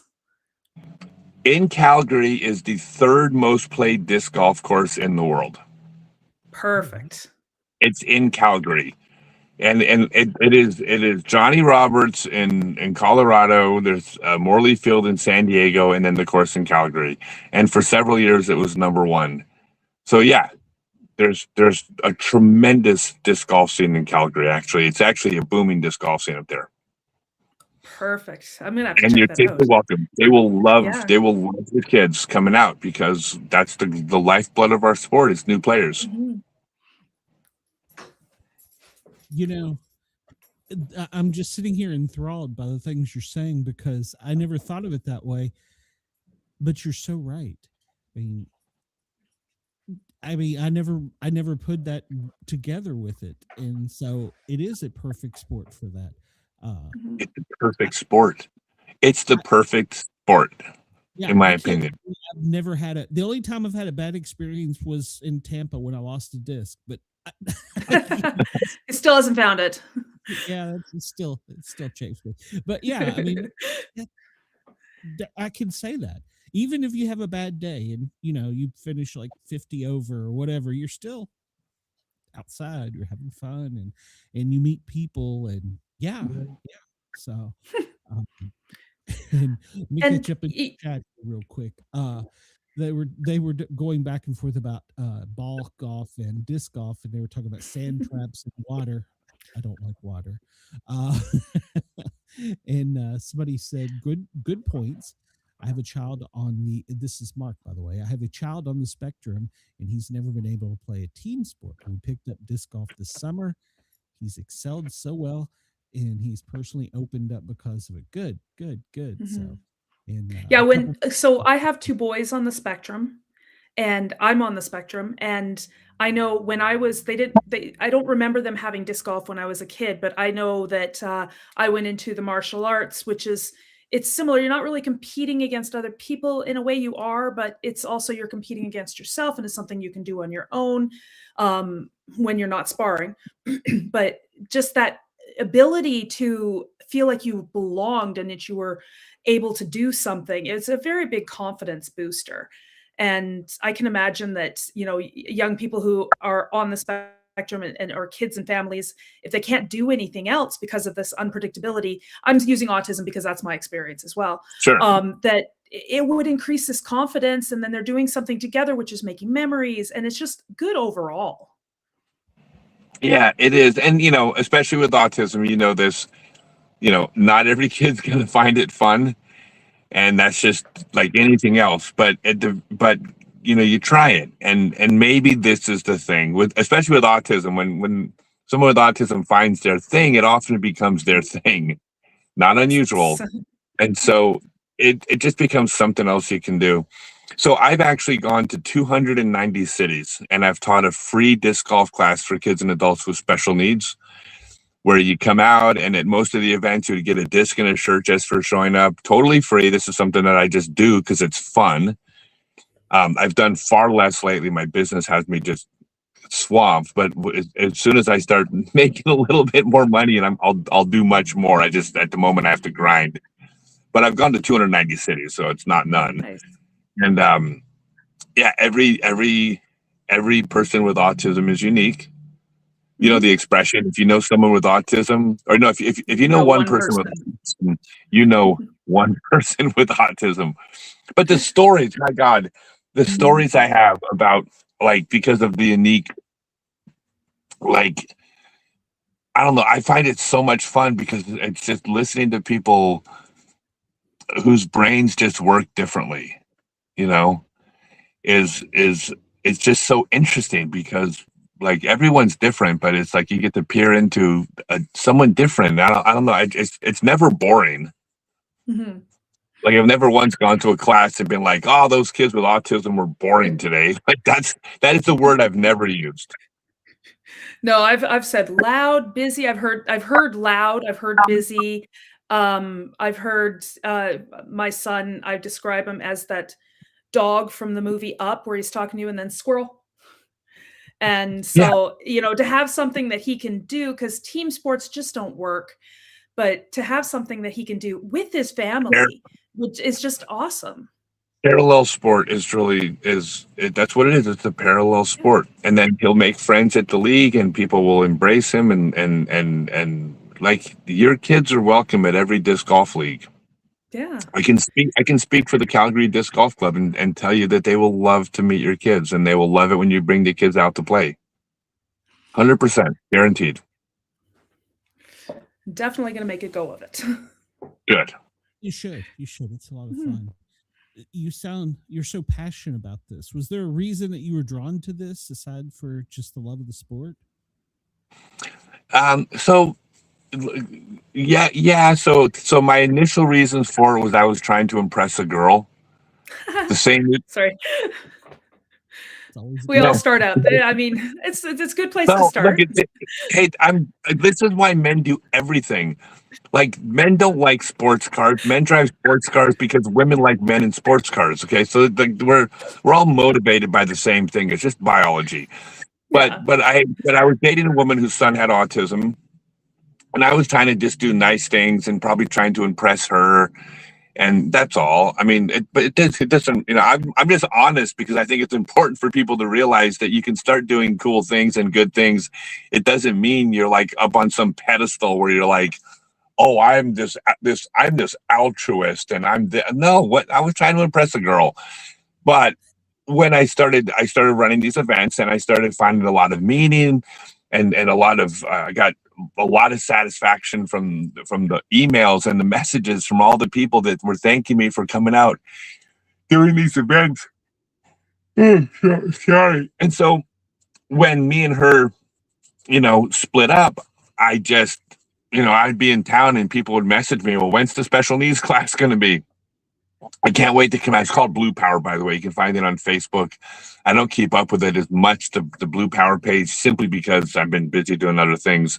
I also have a Discord server called scottstokely.net/Discord, where I have a section there on adaptive disc golf. I'm using the term adaptive more than special needs, honestly, because it just seems to be a more appropriate term. And that's not being, I don't do the whole politically correct thing. Like it has nothing to do with that. But adaptive is just a more accurate word. It's adaptive disc golf. But that's on scottstokely.net/Discord. But once I started doing it, I just found so much value and it made me happy. So I just never really stopped. You can tell it's a passion with you. You could tell. Well, here's the thing. Here's my strategy for life. I make a bunch of money over here, so I can do all the stuff I want for free over here. Actually, want to hear something really funny? I don't want to point out that you're sitting right here. Can I point out that you're here? Okay, you can. We lean over and wave. Just wave your hands. Okay, so just so you don't think it's here. That's the imaginary person next to me. This is the funny story. So when I met my girlfriend 6 years ago, just over 6 years ago, and she's been traveling with me basically most of ever since. Like I told her when I met her, I go, good news and bad news. I go, here's the good news. I make really good money. I said, but here's the bad news. I give most of it away. I did, remember? Mm-hmm. I told her that. I said, I am not, I'm not answering to anybody when it comes to where I give my money away. So if you're going, if you plan on saying, well, you shouldn't have given away that much, or we really could have used that money, we're not going to be a good fit because I'm not answering to anybody. You just need to know that I'll make enough, like you're going to eat tonight. We're gonna have a hotel. We're gonna be fine. But other than that, don't plan on me having a savings account, because I give away my extra money. That's just what I like to do. It's just fun. But I'm a financial planner's worst nightmare. Like literally, I would be like a case study in a financial planner's college textbook. Like how do you handle this situation? I'll even tell you, this is God's honest truth. This is how stupid this whole way I live is. So we were over in Europe. So one of the things I was doing for 4 years is I would give away all my prize money. So whenever I wanted a tournament, I would give the tournament director the name of an organization, usually a special needs organization, sometimes a disc golf in developing countries organization, but either one, I would give them the name of an organization, and I would say, whatever I win, just send my prize money to somebody else. And I did that for 4 years. And in fact, the reason I did it was because I couldn't run my special needs classes during COVID, and I was like, well, I want to do something. I'm really feeling this emptiness of not doing stuff. So I said, hey, I'll just give away all my prize money. So we were over in Europe in 2023. And the last tournament I played, in fact, it was the one in Estonia I mentioned. The last tournament I played, I forget, I think I won like $1,200 or something like that. And I gave them, I believe I sent it to Disc Golf of the Philippines, maybe, whatever it was. I sent it to the Disc Golf Association of the Philippines. So I win $1,200. I sent it to the Disc Golf Association of the Philippines. Our visa's about to run out, and I say, okay, you need to book us a couple airline tickets back to the U.S. And she says, we don't have enough money. So I literally sent all my money, all my prize money to the Philippines, and then was like, we don't have enough money to fly back to America, and our visas are about to expire. So that's my weird life. So the point is I told her when we met, you need to be okay with living like this, because this is way more fun than having money in the bank. It's definitely fun. Sounds like never dull moment. Well, it's okay. It's quotes around fun. It's not fun for everybody, but Yeah, that's why I said never a dull moment. It's not true yeah, fun, but it's interesting. it's just weird, but I just don't care. Like I'm just gonna do what I want to do, and then we'll figure out how to solve the next problem. I love it. I love it. Yeah. Before we let you get out of here, and I want to leave a little extra time for some things. One of the questions we always ask our guests, because we started as a paranormal show, but I found that was too boring. So we have stretched out. We have athletes, actors, authors. We have everybody. But we all ask the same question. Have you ever had a paranormal experience? Have you ever seen Bigfoot, Loch Ness Monster, anything? You're gonna hate my answer. Oh, no, that's okay. So I am a card-carrying member of the International Society of Skeptics. Good. Michael Shermer, the editor of Skeptics magazine, actually went to my high school right after I graduated. He's a little bit younger than me. So I do not have any paranormal experiences. I did, however, and now I can't do it because I'm not there anymore, but I did come up with a bulletproof way of creating a new Bigfoot hoax that would have been believable. And I really wanted to do it because I saw a documentary on the basically all the crop circles in England.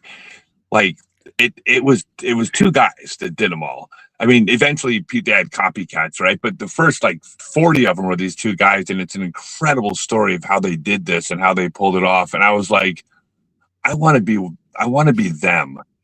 People are flying in all over the world because they felt the vortex of energy at the crop circles. And it was just these two farmers sitting in their home watching them on TV. Just, I always kind of wanted to be those guys, but I wanted to do it with Bigfoot. So I was going to bring Bigfoot back to the Rocky Mountains. And I had this great plan, and then I took off to go tour, and now I'm never going to get to do it. No. I'm very sad about that. Well, I can tie this in though. A lot of times you will see T-shirts, discs, all kinds of things with Bigfoot and disc golf. What do you think the correlation is? So Good question. So part of my plan actually was I'm always thinking business.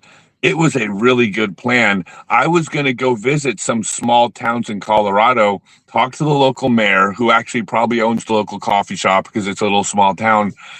And I was going to propose to him this idea of putting your town on the map, because we're going to make your town famous for this Bigfoot sighting, because I know how to pull this off. So it's going to work. And then people are going to come and go to your restaurants and use your hotels. And then I wanted to get in on the T-shirt market and the merchandising.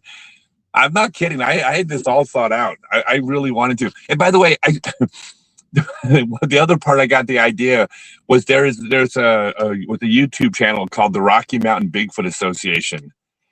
And it was basically these guys flying around the Rocky Mountains in a helicopter making videos where they never once actually saw Bigfoot, but they would see a shadow behind a tree that faced a direction that they thought was the wrong direction. So that was Bigfoot to them.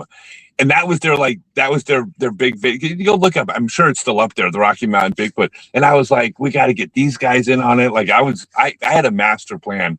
So the closest I came to ever seeing Bigfoot was when I was about to create Bigfoot. So that's great. No, and just don't get caught. They will shame you in the Bigfoot world forever. What? We did go to Loch Ness, by the way. Oh. Yeah, we have been to Loch Ness. We drove by it. Didn't see nothing. Well, I don't think they've seen anything for like 50 years, but people still go there. Have you seen the actual photo pulled out? You know, the most famous Nessie photo.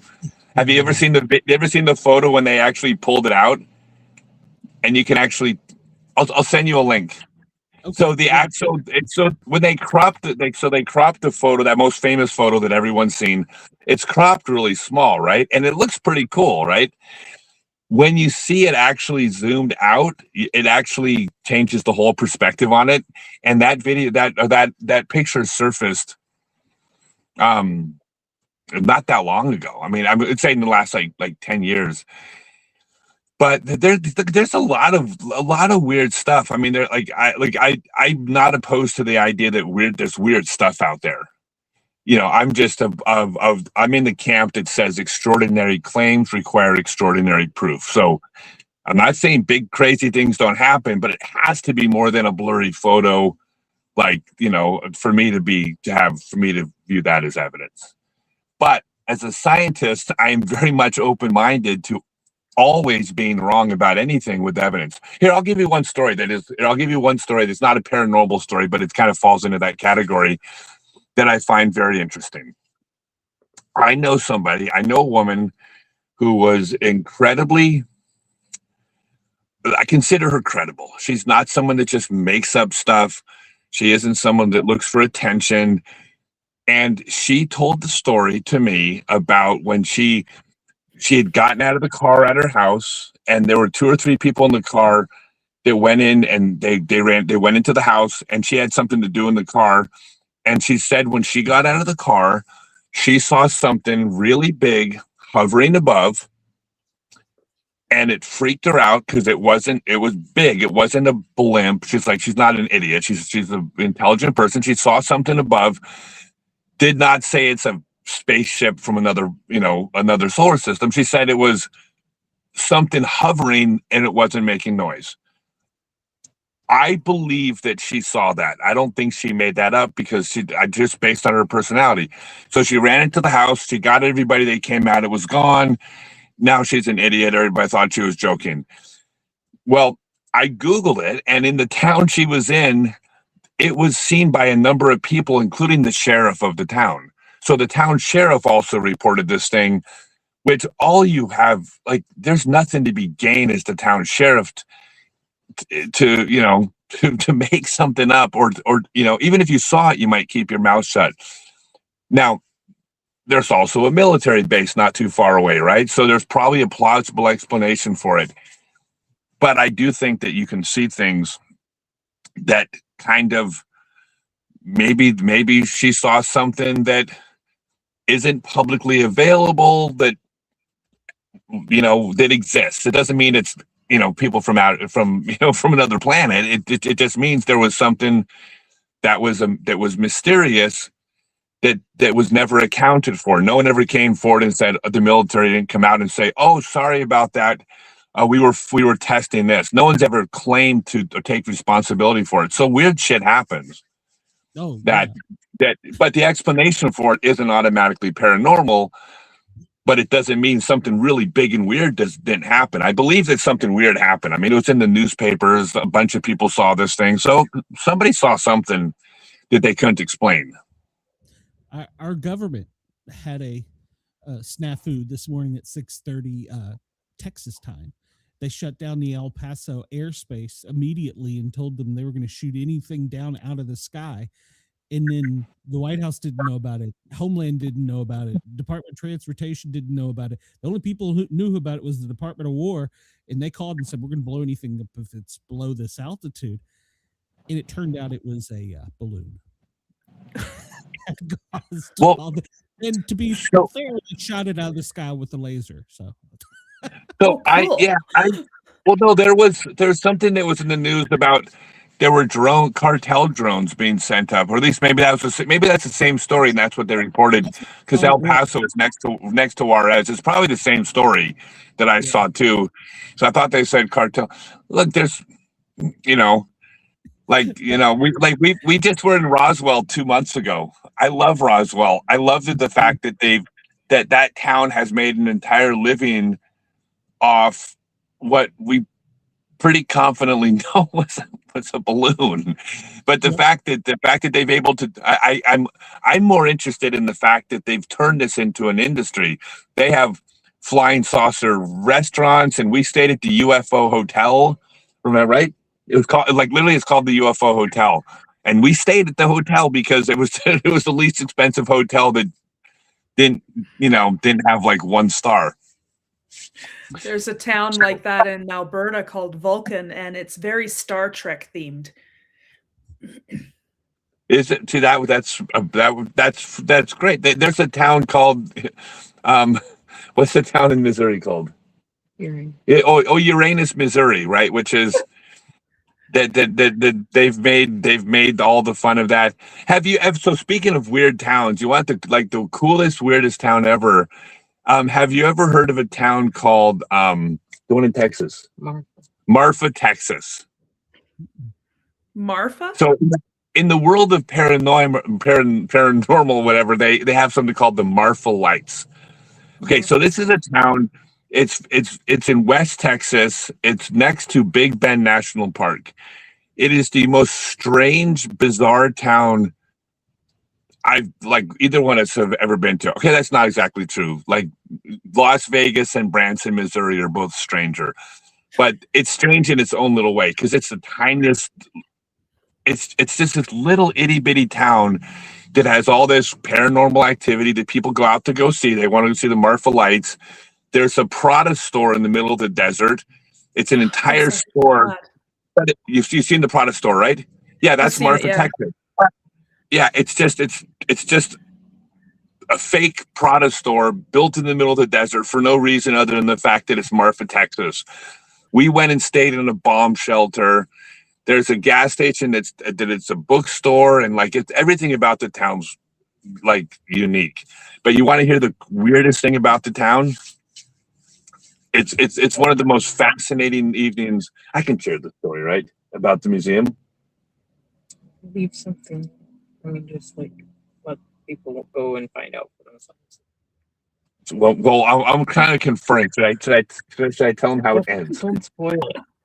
Don't spoil it. Yeah, you shouldn't spoil it. Okay, well, people didn't experience it. Okay, I won't. Okay, I'm not going to spoil it. Yeah, you're right. I wanted them to experience it. You got to go see this thing.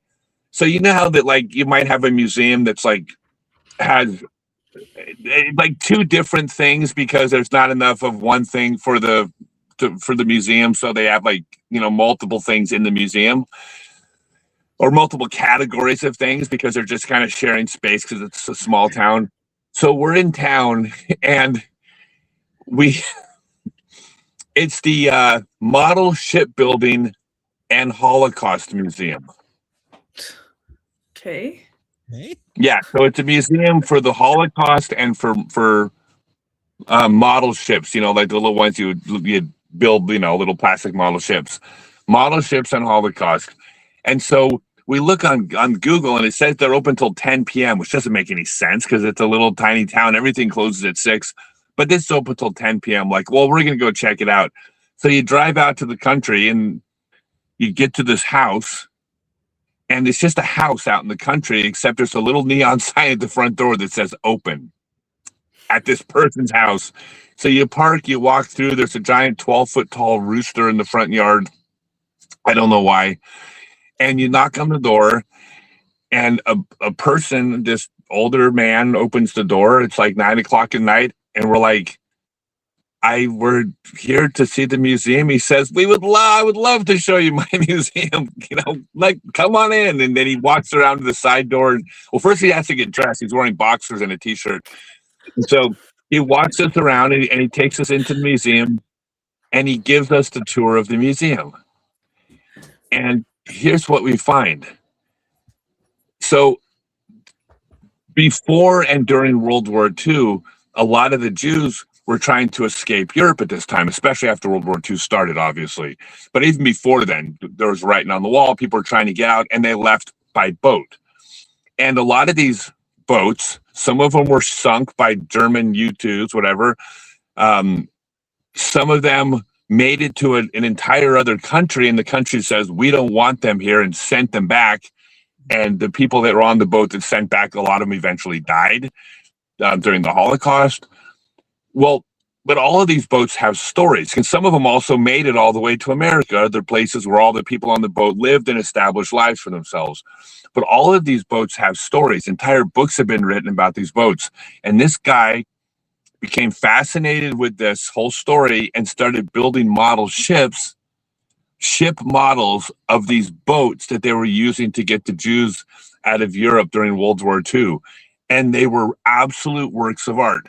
So here's this museum a model shipbuilding and Holocaust museum where you would see a copy of the book that he read with an artist painting of one of the boats on the cover. And then right below it is this 4-foot long model boat that this guy built, identical to the photo of this boat in this book. And all of a sudden you're like, oh my God, this makes sense. So you start talking to this person, and among other things, you come to find out he's not even Jewish. He's just some guy in Texas who became fascinated with the story and made building model boat representations of boats trying to save Jewish people in World War II his life's work. And that's only half of the story, and I'm going to leave the rest out because the paranormal stuff comes next. We'll leave it at that. Okay. No, that's fair. That's fair. I don't want to spoil it for anybody because God forbid someone go to Marfa, Texas and had the experience ruined for them. So yeah. Now I'll be telling Mrs. Sportcat where we got to go. So as soon as if I can stay on the air after you stop recording, I'll spoil it for you guys and tell you what happened. I don't want to spoil it for the audience though. Okay, that's fair. Well, I don't want to keep you all night. So let me, I want you to make sure to tell everybody where they can find you, what you got coming up next. Yeah, so I'm doing, so best thing you can do, so StokelyDiscs.com is where you can buy Stokely discs, where you can get Stokely discs in your store. Those are the golf discs that I manufacture. That's the core of my business that I'm focusing on right now.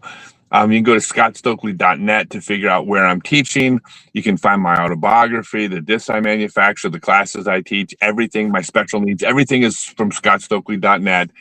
You can also join my Discord server, which is where we talk disc golf, everything from adaptive disc golf to teaching disc golf to recovery to mental health to men's issues to all those things. Disc golf or non-disc golf related on my Discord server. And that's the best way. But if you want to support the things I do, because I do a lot of good stuff with teaching and special needs, the way you support it is by ordering StokelyDiscs.com and placing your order. And when you place the order, drop a note that says, hey, look, I want to support your work in the special needs work. Everything I do is free, but I got to pay for it by making a living. So the more money, the more of a living I can make, the more time and money I can give away. So that's the best thing you can do. Okay. Any more tours planned besides for? So I'm going to be following the Disc Golf Pro Tour this year, but I'm not going to be competing. Instead, I'm going to be following around Dallas Garber, one of my sponsor players, along with 2 other players I'm about to announce. And I'll be announcing them. And I'll be telling all their stories. I'm aging out of this, so I'm still I'm not half bad, but I can't compete with the young kids anymore. So what I'm doing is I am instead telling the story of other players and letting people follow their journey next. So I'm just trying to keep telling stories, but it's my story. People need to be taking over the story, so it's going to be their story now. Do you have an events page on your website that people can see where you're going to be? Absolutely. If you just go to scottstokely.net, you can click on the instructional section, and then I have my online class. I teach an online class also. I do so much, but then I got all my in-person classes there too. My clinics, which are 2-hour classes, my fairway field trips, which are half-day classes, my full-day seminars, which are full-day classes, and everything's on there. All right. Maybe you can get up to Calgary and teach Jen. So. Yeah. I'll make it to Calgary. I'll have to check it out and see when you're coming to Calgary. I'll be there. If you subscribe, get on the mailing list. Everything comes out through the mailing list. Perfect. And for anyone listening, not watching, this will be in the show notes afterwards, so you can go find it there. And probably not tonight. It's a little late. I don't know if I'll get it in tonight, but probably tomorrow. So, real quick, Jen, you got any place or anything you got to talk about before we get out of here? Yeah, no, I just wanted to mention that my first book, the relaunched second edition of my first book, is now available. There's links on my website to read about it and to find it online at www.jmshawauthor.com. There's new material, new chapters, cleaned it up, give it a fancy new cover.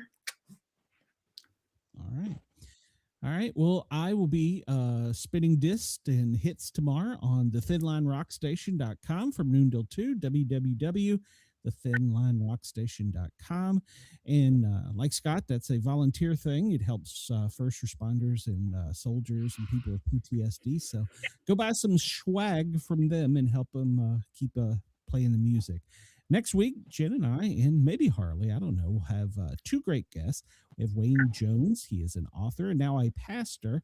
This will be in my wheelhouse a little bit because he was a firefighter. And then we have a return guest, Tom Leviscu. He has his second book coming out, so we'll have him talking about Pirates Alley. So everybody will be looking forward to that. In Australia, thank you for tuning in and allowing us to tickle your ears. We do appreciate it. We will catch you guys and gals later. Scott, do you have anything else before I hit the button for the music? No, we're good, man. Thanks, you guys. Had a blast. Thank you. All right. And we're going to invite you back. So you're all right. Sounds good. So, all right. Everybody have a great night. We will talk to you soon. Thank y'all.